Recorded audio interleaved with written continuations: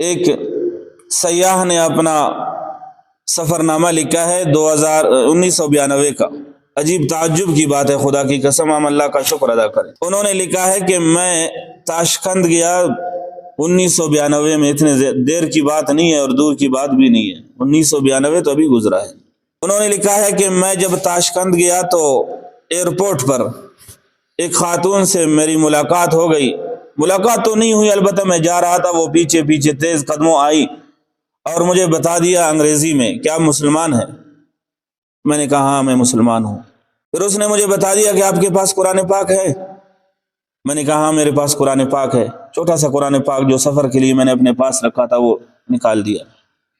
کہا اگر آپ مہربانی کریں گے وہ کتاب مجھے قرآن پاک مجھے دکھائیں گے تو میں بہت خوش ہوں گی.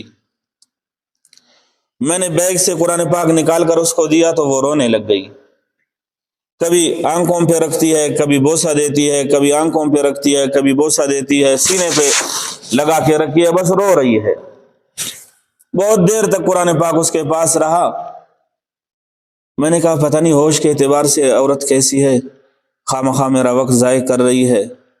پھر میں نے اسے بتا دیا میرا قرآن پاک آپ مجھے دیں گی کہ نہیں؟ کہاں آپ تسلی کریں میں قرآن پاک دے دیتی ہوں. میں مسلمان ہوں، میری عمر 39 سال ہے، میں نے کبھی قرآن پاک کو نہیں دیکھا 39 سال سے. آج جی بھر کے قرآن پاک کو دیکھ رہی ہوں کہ پتہ نہیں دوبارہ موت تک قرآن کریم دیکھ سکتی ہوں کہ نہیں دیکھ سکتی.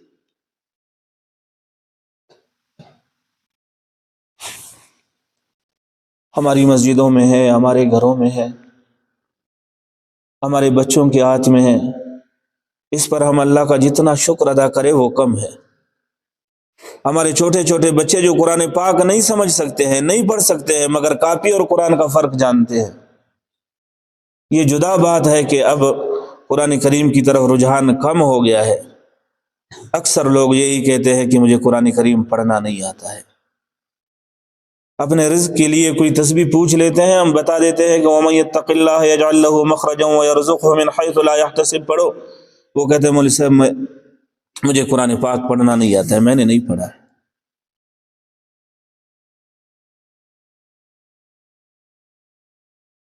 یہ اللہ کی بہت بڑی نعمت ہے. قرآن پاک ہمارے پاس موجود ہے، ہر طرح سے موجود ہے، ہر اعتبار سے موجود ہے.